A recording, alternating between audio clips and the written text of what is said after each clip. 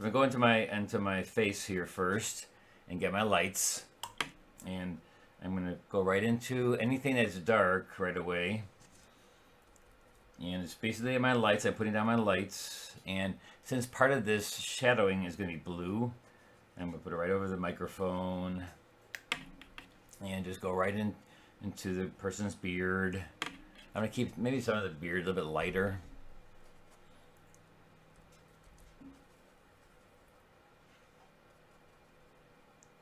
Thanks, guys, for being so patient. Sorry about that. I don't like that kind of thing happening. And I should have checked that before I was even started. I just was hurrying in a rush to get this going. Here we go. Just putting all the lights in, kind of putting in and dropping in some color. And again, into my lights. Also a little bit of form. If you can get a little bit of form while they're doing the lights, that's fine. You know, it's good to put a little bit of that in there. And basically just applying the color of light colors in. And I'm going to my second step, which has always been my large mediums, large darks, and that'll happen next. I'm just going in here now with my warm colors. And get the guitar, the lights, the hands. And you notice how I go through the darks. I don't have any masking fluid down because I really don't feel I need to have little things. I'll put them in with gouache. If I need something light, like this little band here thing, or the little things in the guitar, I'll put that in with gouache. I'm not going to sit there and try to do all the little details with masking fluid. I find it to be just as good to do it with gouache instead of masking fluid. Masking fluid tends to be, for me, tends to be way too hard edged, and so I'll rub it out sometimes even. And so let's make the back here. I got it really pink in the photograph, and I think I kind of like that. So let's go with a really bright pink. I'm going right down through here. Again, getting a nice wash through here. Because it's kind of you know, kind of rock starish, you know, when you have these lights on, and it's like in a stadium stage. It's a stage, and so you're getting lighting that's really vibrant. They're putting really vibrant, bright lights on them, and I'm just doing this again. I wanted to show you that you don't have to always follow the colors that are actually there. And so what I did is I upped the colors a little bit in my Photoshop, and we just go right through that. Now we'll just put a little bit of light. Again, this is my lights, and you notice how I'm not worried too much about like exact placement. Like I can go outside the lines and stuff. I'm just putting in that area, trying to float some pigment in there. So it's not just one color. I like to have a lot of different colors. Well, the top of this guitar right here is also light, and so I'm going to take a little bit of that too. Just put that in there.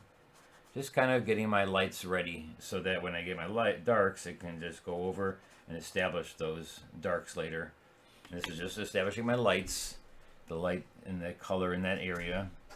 If I feel like, you know, here it's drying a little bit, I think I'm going to make it a little bit darker in his forehead. And maybe his eye socket here is a little bit darker, and just put a little bit more color in there. Still my lights, still, I mean, this is a little bit middle tone in with it to form the shape and stuff, but that's, you know, that's all right. You can do that. It's like combining, sometimes you combine them both together, the steps, and step 2 being large mediums and large darks. And this is my lights. Tip of his hand is a little bit lighter than the back of his hand. Here we get the guitar. Back here is really dark. There is like a phone in front of his hand. I just eliminated that. He is on the stand that I don't show. There's this little phone. He's got a little iPhone or whatever right on his stand there, probably for his music and stuff. And I took that out because it was blocking his hand, and it would be kind of weird having that all in this corner. So I just made his hand. I just drew his hand. That's it. And then I'm just going to get, again, the lights, and, you know, it's basically a way of getting rid of the white paper, too. And it just gets you away from being scared of the white paper. Okay, a little bit of, I'm going to go crazy with the skin color over here on this side, on the opposite side of his. I really like that violety blue, so I'll use my Vertitor blue. And a little lavender, and I will put that right into his face. It's still a light. It's a shadow, but it's kind of light, and so I'm just going to put that in there. And if I squint my eye, notice it goes down the side of his nose. It really is it is a shadow, which is pretty much darker than the lights, but I just want to put a little bit of blue in here just to have that there. I can go back in and get even darker, but I'm just kind of doing the light parts of that shadow. Because there is some light parts of this shadow that I just want to get the color in there. And all soft edge, you notice how, except for the outer edge, which is going to be darker, I can go in there later to get that. And if I get watermarks in this, that's actually kind of a good thing. I don't mind getting watermarks in there. And if you have questions, please ask away. I'll look up every once in a while to see.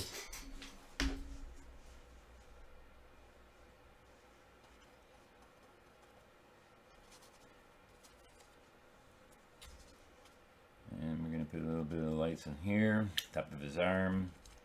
I'm using Opera for the pink. You know, I'm using super bright pink Opera for that because it's kind of like what it looks like.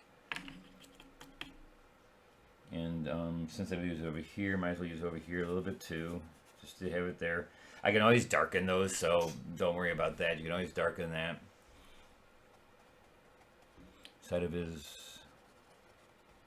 So yes, there is a little bit of medium in there, you know, but it's pretty much just establishing your lights and just getting the colors that you feel that you need for the lights in there. And you can always go darker. So if you kind of tend to go more towards the lighter side, that's fine. You can always make it darker. Though use enough pigments so that you have that pigment floating. I really want to see you put a nice amount of pigment in there so that it floats. It's so nice to have floating pigment because the pigment then granulates and just shows all kinds of cool things about the picture. Here I'm putting blue and just a reflection. Then it goes to like a purple. A little purpley blue. Kind of goes down here. And this is all really dark, so that's going to go when I do my darks.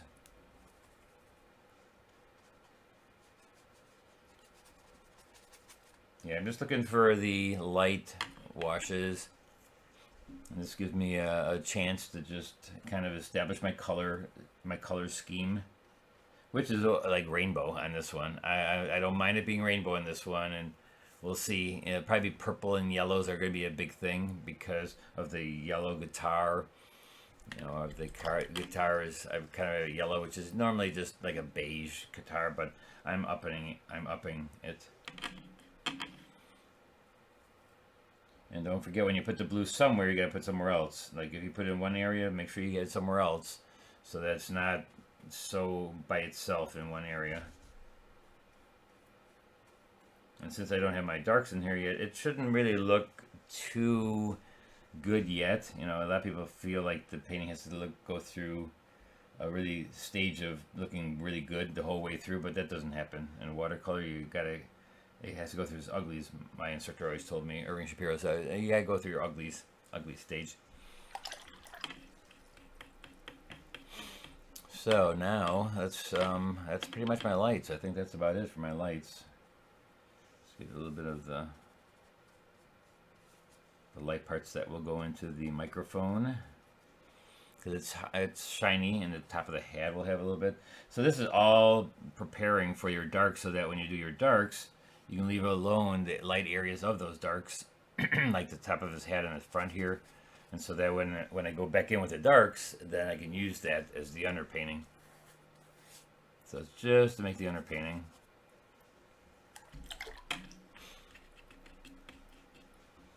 Alright, I think I'm ready for my darks. Yeah, let's go with the darks. And where you always try to start with the largest middle tones. So that would be like his shirt, maybe the side of his face. I'm going to wait for this face though, because again, that is a more complex area because it's your center of interest basically. Secondary will be like the guitar in his hands and stuff. And so usually the face is the first thing somebody sees. And so the background is kind of, where it's middle tone also. So I may just do the background right now, but of course I just wet that, so I can't I'll get a soft edge there, which I don't want. I want a hard edge. So let's do his shirt real quickly. And when I say dark, I want to go dark right away. I don't want to build up my darks. I just want to use a lot of pigment. And I can, the area is already wet right here, his shirt. So I'll be getting a soft edge. So I got to use a lot of pigment and use it thick. That way it won't bleed so far, but it'll be a soft edge, which I actually kind of want. I actually do want that. So let's just go in here and then just, you know, a lot of pigment. I have a lot of pigment on my brush, hardly any water. I take it on my towel here. I put it on my towel. And so I'm getting the edge. Get the edge here. And see how I make an edge? Just with a lot of paint. It's really super, super wet. And then I'll go in with a really dark color to go right around here. And it's going to be soft edge. Like I said, it's going to be soft edge because I just am working in a wet area.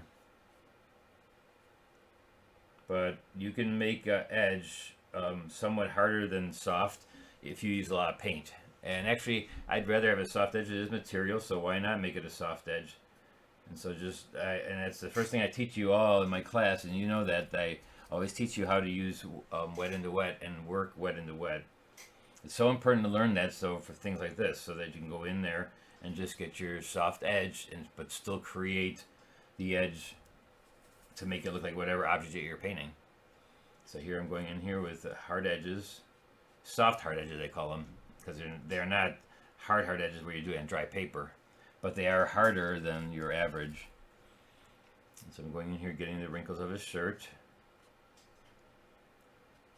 And see how now the under painting of the lights kind of reflects that, and that's really what you want. So go in here and just get some lavender in there. And this will be a very clean wash and very wet into wet. You're gonna see a lot of granulation happening in there because I'm using a lot of pigment, and I'm using a lot of pigment so it doesn't bleed all over the place. It's almost like acrylic in a way when you're working wet and wet like this, because it's so thick that it's not moving very much. It's just laying in the water, and it's just establishing your color. And you're going to go around shapes like this little thing here in his thumb. I'll go around that right away. This is guitar. And it's still wet, so I can always go in there and get other colors, or I can rub out. You know, some people don't realize that you can take a thirsty brush and go like this, just rub it out, bring back some light of the paper, and then though when you're doing that, kind of go back in and wet it again a little bit, because you're taking out the pigment, but you're also taking out the water, which softens your edge. So you want to kind of get back into there and put some more water there, or come some more pigment. Like I want to put a little bit more. Let's say put a little bit more of the orange pigment in there. Go through here. You know, you can get exact too with like the picture. If you go slowly, you can go in here. I can pick these things out perfectly. But it's just a shirt, and I'm not gonna try to get every single thing that I see in a photograph. As long as my values are right, that's good enough for me. If you're hyper realist, then that would not be good enough. You need to go in there and just get it exactly like the photograph. So that'd be a little bit different. Take a little bit of dark blue in here too, because the blue will just be in the shadow area. Again, ask questions if you like. I will answer if I can. Mostly I can. Going through the dark. And we just came back from a workshop in Clayton, New York, and that was a super fun workshop. Workshops are getting fun because I'm starting to realize how to get you to work wet and wet like this.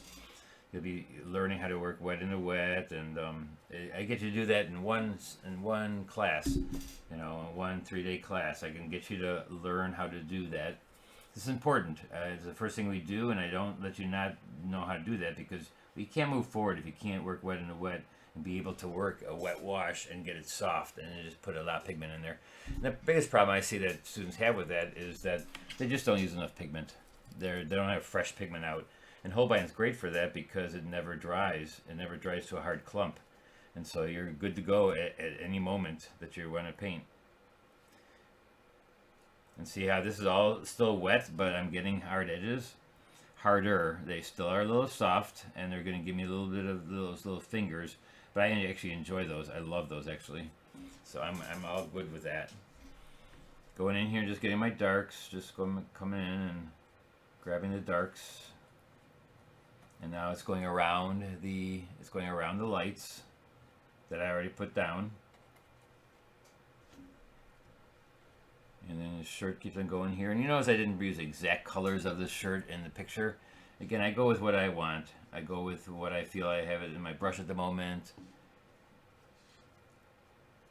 And this side of the guitar is wet, so I'm going to have to really use a lot of pigment. Lots and lots of pigment. I know how wet it is, and so I know how much pigment to use.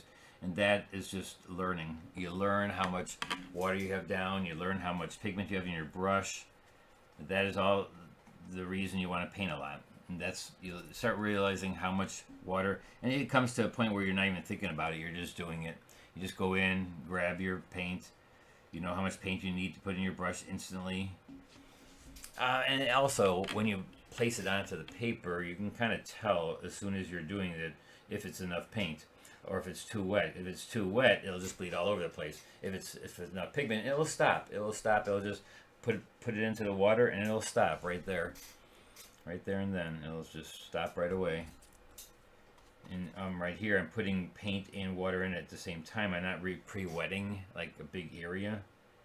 I'm just putting water, and now it's wet, right? Now I can manipulate it. After I put it in with a little bit of paint, and I'll just go in here, grab some colors, and use the paper almost as a palette, as a watercolor palette, because I don't mix very much paint here. I always just put it onto the paper and just go down with that.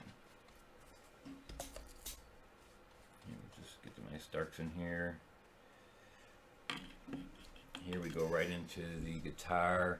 Guitar has like a really nice, we'll just put some orange on top here. See how much, pigment I'm using, so much pigment. And when I'm using a lot of pigment, my brush is also very wet. Now I lost the edge of this guitar, but I'll bring it back while it's dry. I can do that when it's dry too. I can go back in, or I can take a really dark color here and just kind of do that. Take a blue. Now his arm is way too light right there, so now we can put in the darks of his hand too. But let's first get the guitar going here still. I'm using a little bit of brown. This is imidazolone brown. And I'm using it pretty pure right out of the tube. And then I apply water, and then I will have other colors put into it once it's wet. It's always how it's wet it is and how much pigment you can put into it after it's wet. Hey, look at that. Here there's a little shadow on here, so I'll take a little bit of shadow.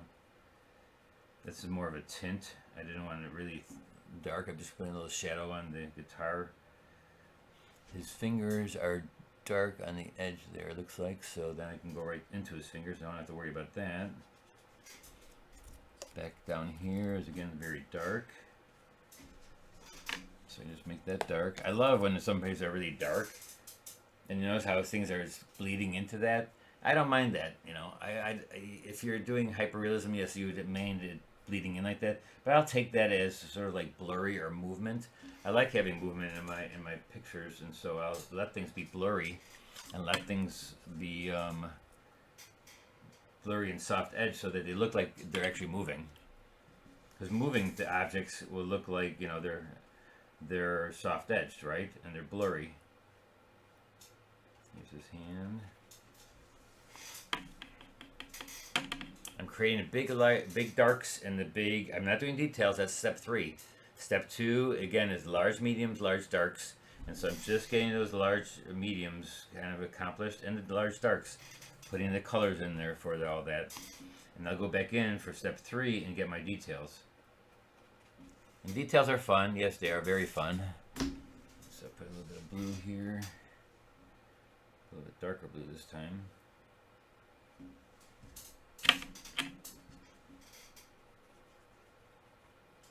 I got a scratch in my paper if you can. I'm not sure if you can see that, but there's a scratch in the paper, which I just had to deal with. It's just going to be there. Nothing I can do about that. When you have a scratch in the paper, it's there forever. So either you put a lot of paint there or just wait till it dries and see how it works. There's nothing you can do about that. All right, let's get the background now because now it's dry, and let's just start getting the background in there. I'll work all this way around. I don't like starting here because then you gotta go this way and that way. So I just start at one set and go around. I like to go around this way, left to right, only because that way I'm not going over something I already done over here. So here, I'm just going to start right here. I'm just kind of going with a really nice dark. And wet it as I go along with a lot of pigment, a lot of color. And as it gets wet, I don't leave it as that. I go back in and I put other colors in there. If I feel it needs it. And usually it does because I don't like things to be one color because there's going to be a lot of color in a wash. And when you have one thing on one side of a like a tree or a pole or whatever, you got to make sure that you get the same color on the opposite side. So I like to do that right away. So since it's in my brush, like all these wires here, I need to have them look like, that's where negative painting works really well, but you can use masking fluid to get that to work. But here I just got to make sure that I get it all nice and evenly colored and valued. Nice, the same value, the same color, so it doesn't look like it's different from one side of the wire to the other. And this little rod here, just got to make sure it looks the same on both sides.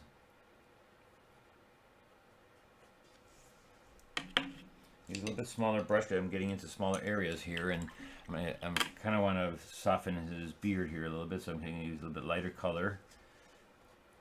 Go in there, like he's got a glow, and then soften the edges to make it look blurry, or like there's hair. Make it look soft edge, and make it look more hairy.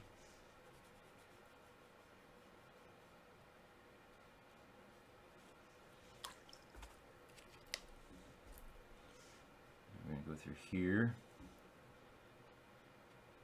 and I'm doing this series because I just love doing how things are lit up in the entertainment world on stages and stuff. I just love how they light things, and so it really got me into wanting to do a lot of singers or a lot of dancers, musicians.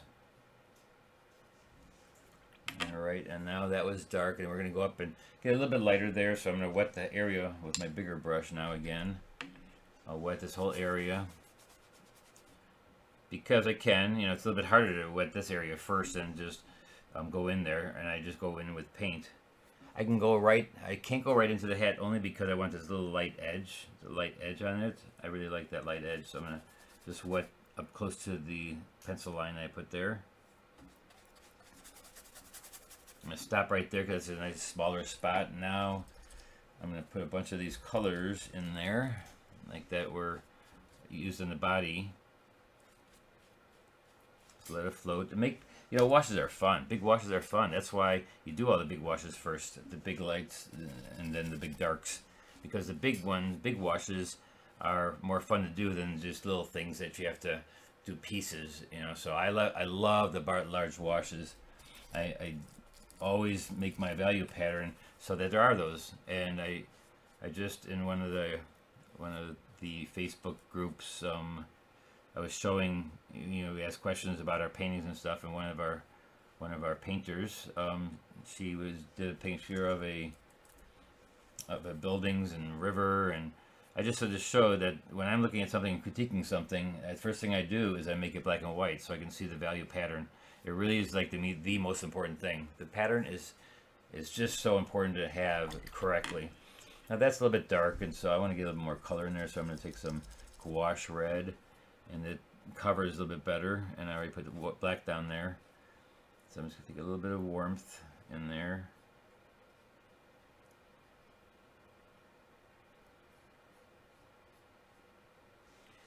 Alright. And you notice I put my things on an angle instead of straight up and down. I don't know. I'm not sure why I did that. Just sometimes I like to have things more of an angle. Get a little red in there.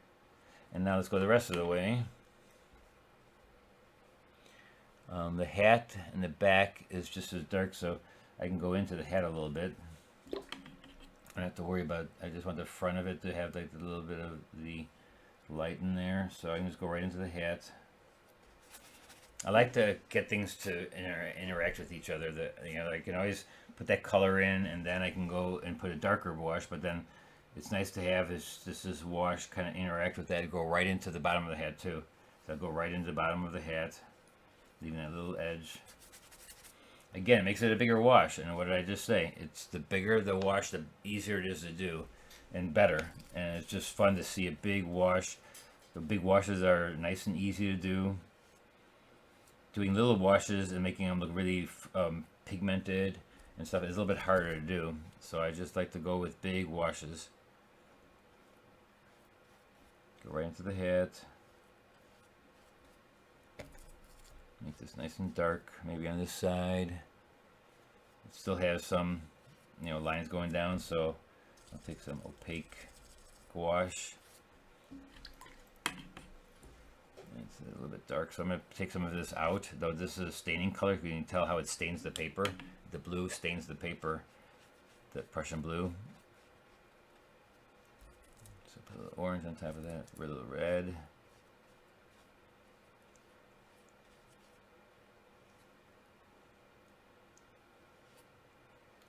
Top of his shoulders. Maybe I'll make this part a little bit more vibrant here, just so it looks like there's a little bit of little things behind him.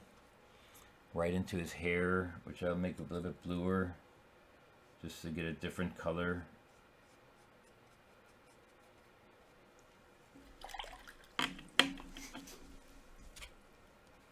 I'm not sure if you can tell how much paint I'm using. I mean, really, lately with my classes, I'm really teaching you that how important it is to get a lot of pigment in there. It really is. It's so important, and also to do it in one wash. You can do a tint of color and do a glaze and get up to your darks, but I find that if you put them in right away, it just gives you that good granulation. You get it done right away. The wash looks so watercolor like, you know, with that beautiful granulation happening in your water, and just that to me is so important to get it with a lot of pigment, get it right away. Don't have to go back in there ever again. Like, I'm never going back into my back wash. I mean, why? You want to kind of get it now and leave it. And like the same with this shirt, all those things, if I can get them done right in the beginning, especially the big washes, I can go in and detail things later, but when it comes to the big edges, get them done. And that's why you want big lights and darks, so that you can do that. Get them all done and leave them. Just leave them alone after you get them done. And outside of his hat, I'm going to make this part of his hat really red. I got to put a little water. That's a little bit thick. But again, I'd rather you have it thick. Start out with it thick and then put water into it. And then you can just go. Now I'm going to go with my smaller brush again, because it's a little bit more detailed right there. Got to get into that area. Let's see if there's anybody still watching. Anybody still watching? You guys still watching? Okay, we got some people watching. You're very quiet this morning. Ask questions again. Please ask questions. I'd love answering questions. If there's a problem if you're having, if you don't know what I'm doing, something you want to see more of, it's all for you. This is painting's for you. I'm painting for myself just because I needed to paint some of my entertainment scenes again, but I'd like to show you guys how to do it, and then hopefully you'll try it.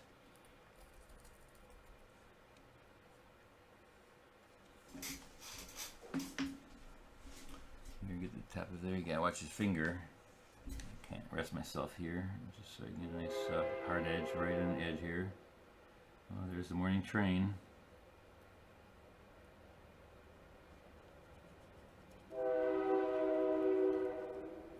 Train that everybody always hears. They always say, "I hear the train in your in your backyard." Yes, it is actually about not even a block away, right through my backyard, which I used to take for many years into the city of Chicago. Many years, way too many years. I took that train. Here, making a nice dark. It's a nice soft edge now too. Goes around back his hat, and then just blurs away. Now I see that in his back of his neck, I got to get a little bit of warmth back here, Get that going. And his beard is a little bit darker, and so I'm just going to do this little shadow across there. Then there's a really bright like shadow on his neck, which I'm going to make really bright red and pink, because that's what it is when you have other colors in the painting that you're putting in there. Again, there's this pinkish colors elsewhere, so I'm going to put it in there and just let things. It's not the color. That's not the color of the actual guitar strap, but it is the color of the light that's lighting up the area. So you can just put it right in there. And so you see, I've got all my big things going still. This is still big areas. I'm not doing anything small yet. No detail yet. This is detail in the fact in the big area. Yes, there's hard edges that show detail, but when it comes to the actual small detail, that happens after I get the big stuff done. You can't do it the other way around, because you have to do the big stuff so that the little stuff fits right into the dark, right into the big areas of washes. Because otherwise you wouldn't be able to get those beautiful washes. You wouldn't be able to get the granulation happening like that. Same thing like we're here with his fingers now. I'm going to go in here and a little bit more detail, because I've got to go into each finger. So here, this finger here is dark. So I'm going to put a little dark right there. Let's get a smaller brush.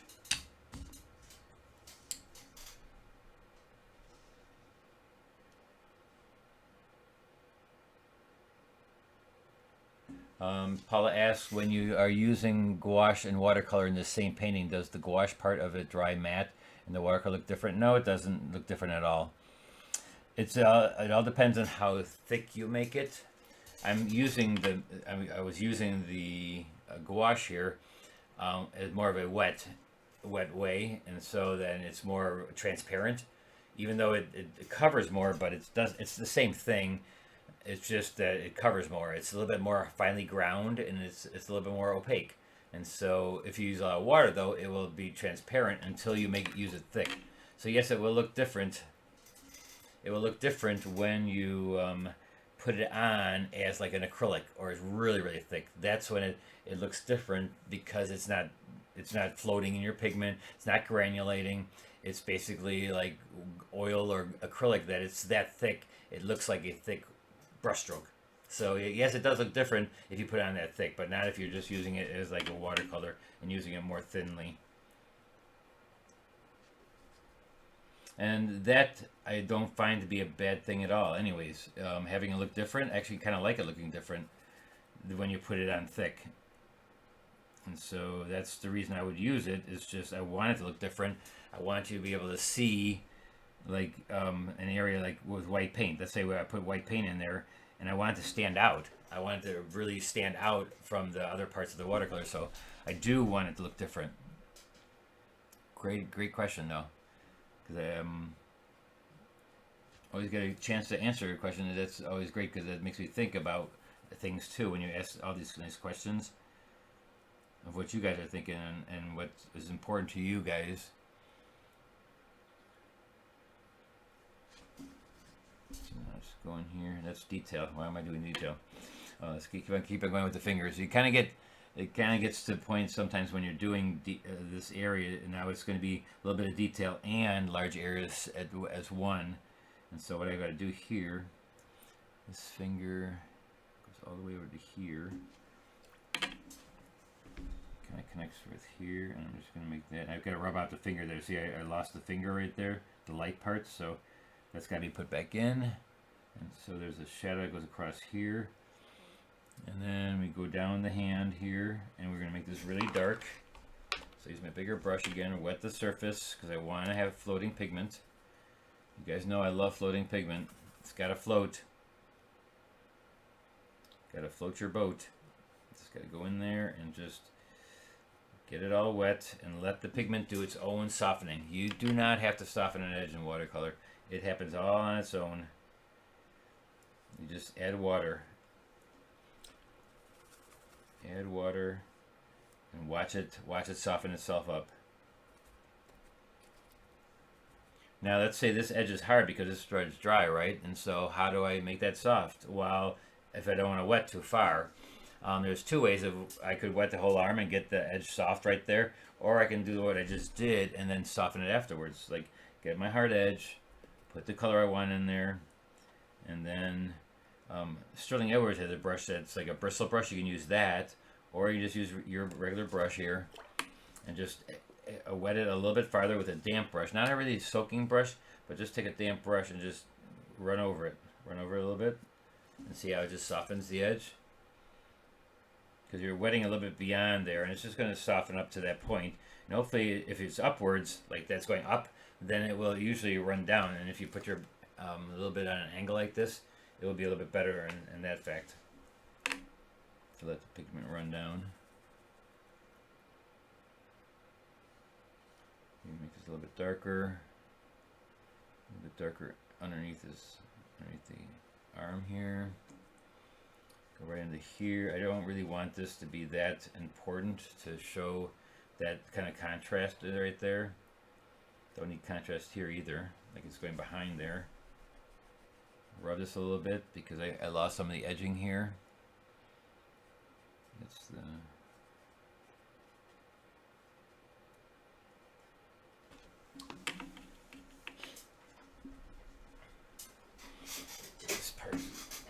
a little bit not the best yet. Right here, I gotta show where his wrist stops.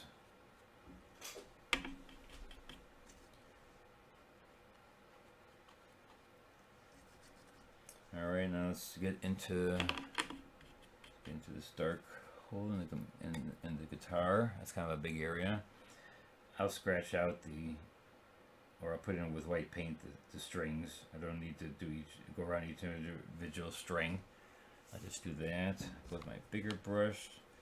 Show the side of here. That's the side of his fingers. The actual neck of the guitar here. I'm gonna put in the little cross numbers there. Put them in afterwards. Little lines too that I don't know what those are called. I'm not a guitar player, so I don't have the particulars on the parts of the guitar. I should learn that though, right? So I'll have to pick that up from some guitar players I know. Or I'll just Google it. It should be able to tell me. Alright, so let's get in. That's enough big areas. Let's see. Oh, the back of the guitar too here, the neck. This kind of gets dark. And see, I kind of bring it all together. I just let it be dark, and I'll do the details. Will create more of the actual parts to see exactly what's happening in areas. Again, I like to do big areas so they just have these beautiful washes.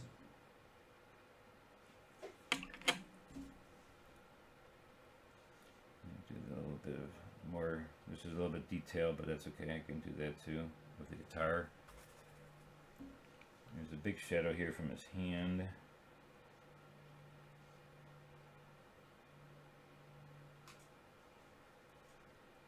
This kind of comes down to. Alright, let's go to his face and his microphone here. Gotta get this thing done. Something like this takes a little bit longer than I normally do my demonstrations, but there's more details, there's more things to do, so it's probably gonna take a little bit more than an hour. What time did I start this thing anyway? 8:15, so maybe 50 more minutes. It'll give me an hour, and I'm not sure I'll be able to finish it in that time, but if we can, that's great. If not, we'll go over a little bit.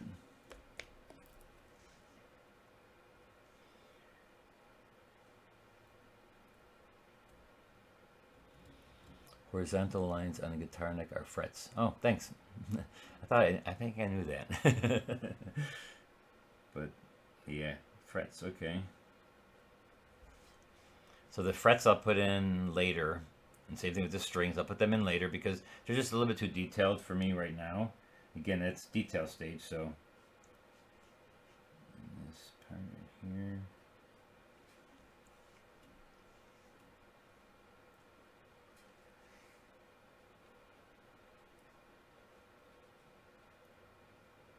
I could spend more time and get exact with certain things now. Like when you do the details, this is a little bit more detailed because I do have to get in here now and get the look of the microphone and the shininess of it, and I can get all the different kinds of detail in there. But I don't want to get too crazy with the details because I want the details to be more in the face. So if I do it here in the microphone, then I got to do it even just more in the face. So that's my center of interest. So I always got to plan knowing what I'm going to be doing for my center of interest. Because if I make other parts of the thing more interesting than the center of interest, then you got problems because you really have to let this be a little bit wilder and a little bit looser, so that when you get to your details, your center of interest, you don't have to make much out of it. You can leave that a little bit alone. You can leave it alone a little bit.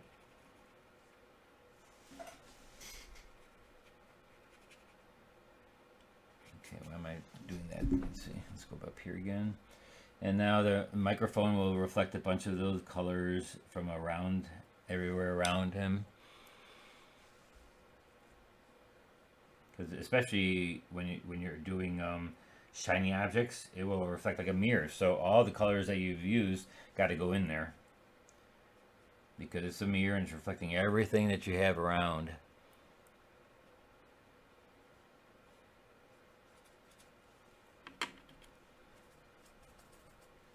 So let's get the big part of his face, which is his beard.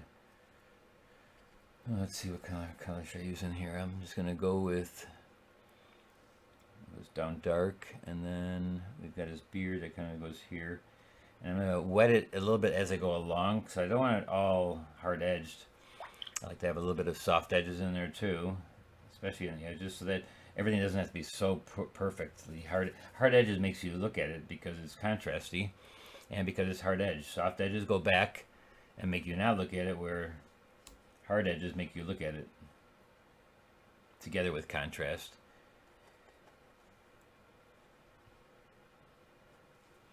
It's part of his beard.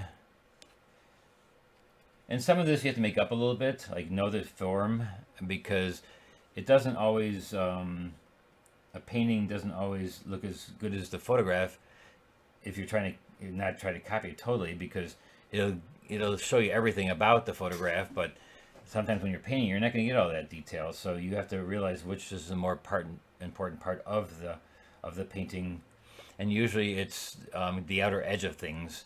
And like here, where the edge of the beard is not that important. So that's where I would then soften the edge a little bit, because it doesn't really matter if this is a little bit soft and where that starts the beard. Where the edge of the nose and stuff like that, that's really important. The edge of things, that's important. So let's get in there. I said ear is blue. So let's do that in blue.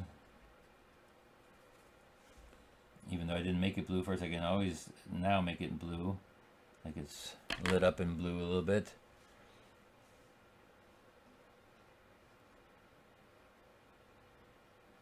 The edge in there.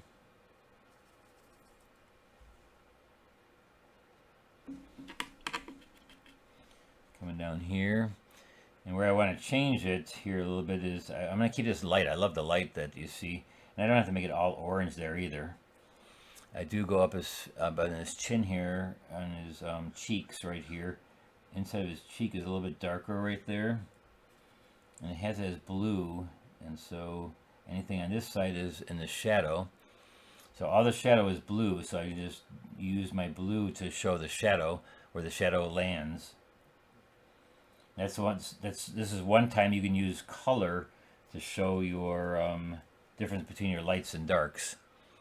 Normally that doesn't happen so much because you're just using the shadow, the color of the object, as a darker color for the shadow. But in this instance, because the light over here is like all different kind of lights happening here, and there's a cool light, warm light, and it's actually like a blue light, then you can put that, these are colored lights on here, so you're getting them not because that it's what's reflecting from the surface of him, it's because of the actual color of the light, the literal color of what the light is. It's a blue light, and so it's going to be putting that blue in there.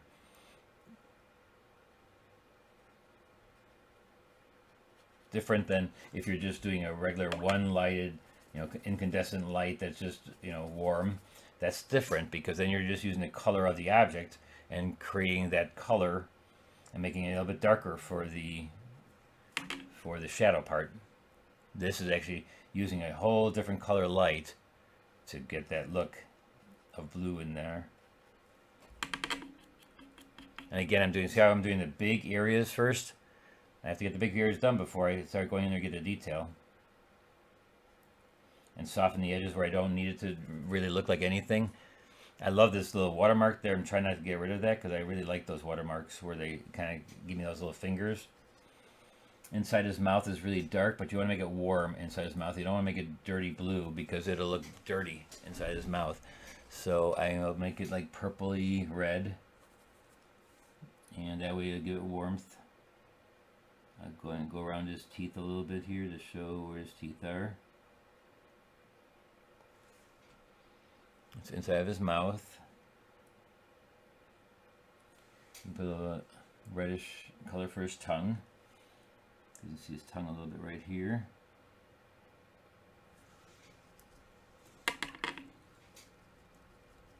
And like you notice, I'm not doing like the eyes yet or anything because again, that you gotta get the big parts first. Always big parts first. It's one of those rules that you really have to follow by because if you're doing details, it just you'll have to do everything like that. You have to start details if you're starting with this eye, and nothing really holds together because you can't get many soft edges that way. So it's hard to get it to look all connected, and it's possible because those hyperrealists do it. But if you want to do it this way, where you're working large areas, then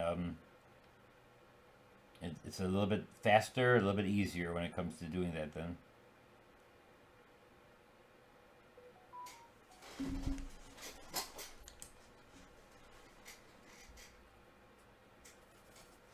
Put a little blue on here.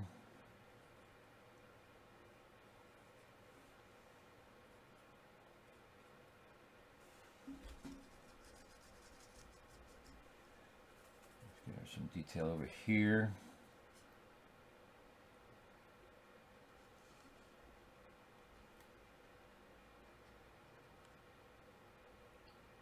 And when I drew this really not very tightly. Again, because the tighter I make these little things, the more detail then the center of interest has to have. So I'm just going to hint at these things.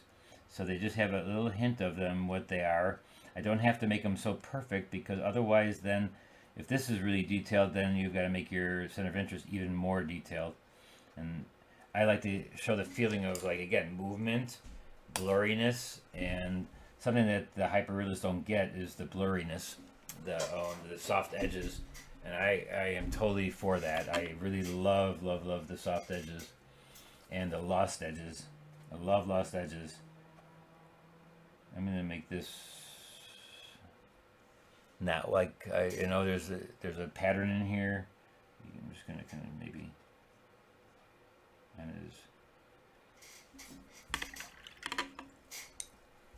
So he's getting more and more detailed as you go along, and more things are getting pushed to look like what they are.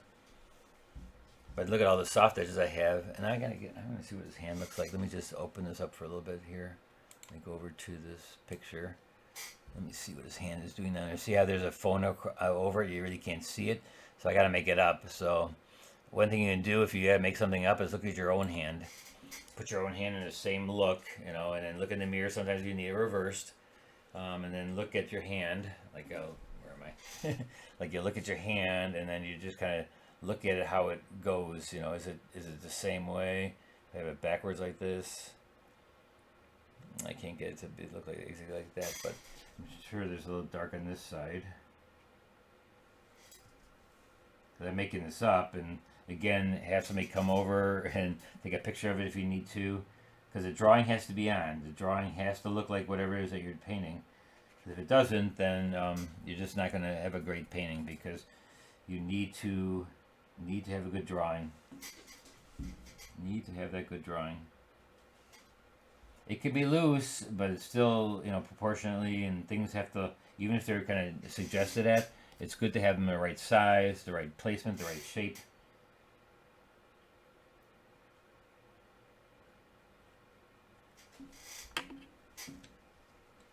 Here is the front of his finger. So this is the sides, which would be shadowed. They go back, blur them out a little bit. See, I add water to blur them and make them soft edged. I call it blurring it because, you know, it's basically soft edging it. And again, if I put blue on this side, then it'll show that the light is on hitting on this side is blue.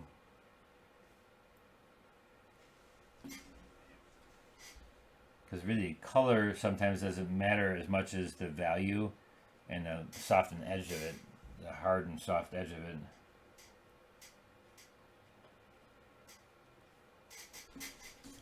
Alright, I think we're close to working the face to its completion. And then once the face is done, you're done. So let's go in there, and it's starting to dry a little bit, so I have a little bit more time now. I can go in, get those some harder edges. Here, I'll go into his ear. I can't get it as blue as I did because I didn't start out with that color, but we'll just take it from there.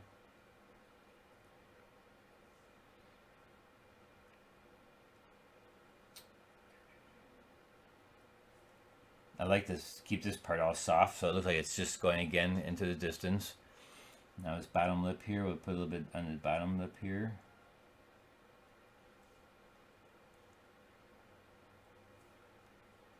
A little bit of stubble, little hairs.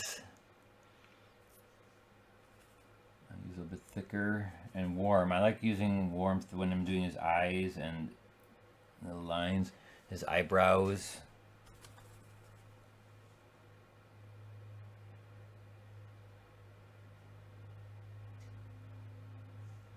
And his eyebrows over here are pretty dark too, and I make them blue because again it's blue. This shadow is kind of bluish, so I'm just going to bring him in blue.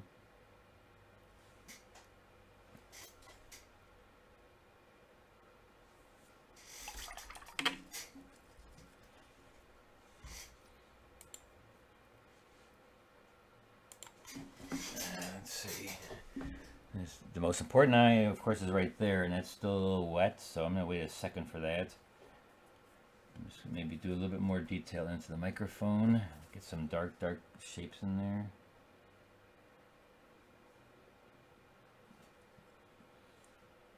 His ears, his hair. Make it a little bit darker coming down. Going across his ear like this in the back.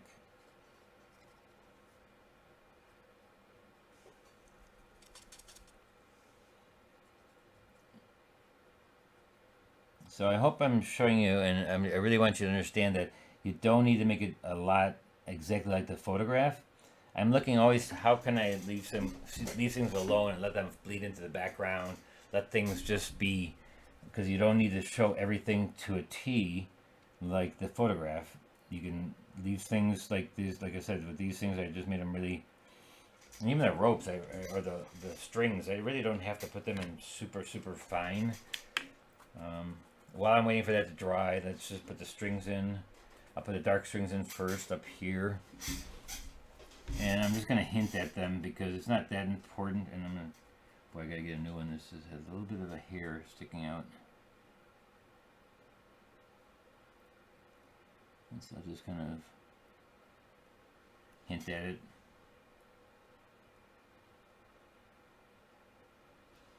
And then where it's light, I make them dark. Again, just a hint. Here, down here, I'll make them dark, and then I'll make them light on top of that. So I'll take pure white. This is where you couldn't enter it into TWSA, but it's okay. You can also scrape them out. You can scratch them out with an X-Acto knife, X-Acto blade. You can do that. But I'm just going to use white paint. I could use one of those liners, but I'm not doing this. These are not long lines, so I'm not going to be using the liner. And if you don't know what I'm talking about, a fine line painting pen is the new thing I just found for making lines in watercolor. The best I've ever found. It's just amazing. But I don't need it. These are just short little things I'm doing. And I love putting glitz on a painting, like white, pure white, like on the top of these things. Anything that's metal has shininess to it, so I'll put a little glitz on things, little dots to show. Maybe the side of his finger here. This whole thing can have it. And now this we were talking about, Paula was talking about before. This is where it looks different because it is thick. It's so thick that it's just sitting on top, and so it does give a different look to it. But I like that look, and so I just want it to look different. Little dots. A hat wouldn't be shiny, but why not? See how I don't show the difference between the hat and the back there, but what I can do is put one little hit of really dark back there. When it's dry like this, what I'll do is I go like, just do a hit of dark and blend it into this side of the hat. And just give it the look that the hat should have. But then I have the other part that kind of blends with that front part. Just wet it a little bit, get it soft edged, wet it. Alright, so the eyes in there, and I think we're pretty much close to done. Oh, let's put the frets in. The frets are lighter, so I will take a little bit of orange and white. I'm just going to put them in nice and light.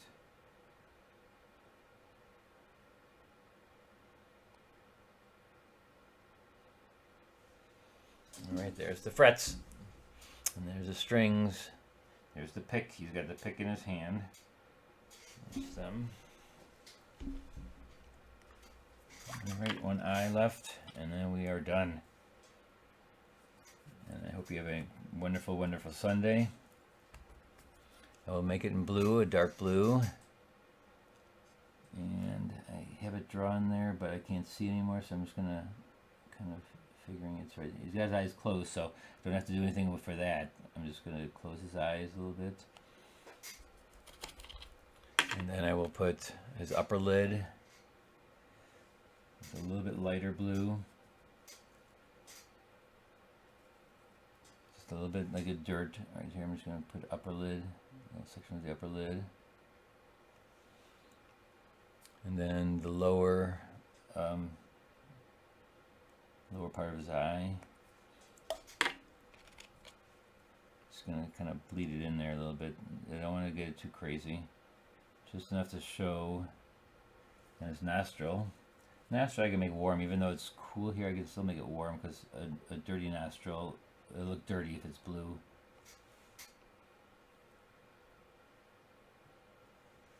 And there's a little part of the dark over here.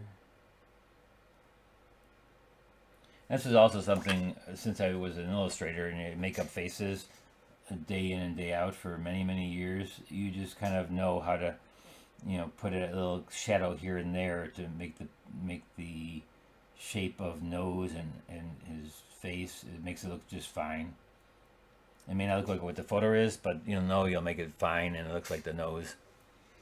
Because you've done it so many times, you've drawn it so many times that way that it just is automatic to you. And nostrils usually just a really dark, a little bit darker in the eyes to get some more contrast. A few hairs here. On the microphone there's a line right here. Don't have the top of his lip, which I didn't see now. I need the top of his lip, so I make that a dark red.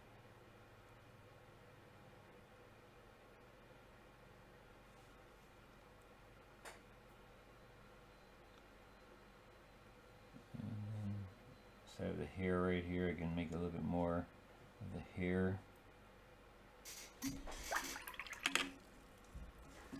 Alright, that's it guys. I'm just going to take the, I made a little mark there. Take the tape off and we'll call it a day. But fun little painting to do. I again want to get my series going again. And I'm starting to do some more larger pictures of entertainers and singers and dancers and actors. And so here I'm going to make this a little bit lighter for the side of his finger.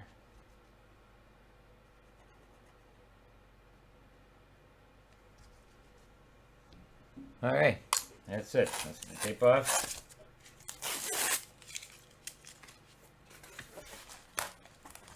If you have any more questions later on, or if somebody came in at late and is going to look at the thing, if you have questions after the thing is over, you can put them into the description part of the.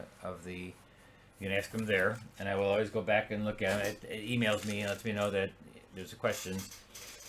So there you have a singer, and with kind of vibrant colors, and so I just want to get a little bit more vibrant this morning. And there you go. So everybody have a great, I toast you with a cup of coffee, but still haven't had my cup of coffee this morning. So everybody have a great Sunday, and we'll see you next Thursday. Sign up for my newsletter, and please subscribe if you haven't already. All right, thanks a lot, guys.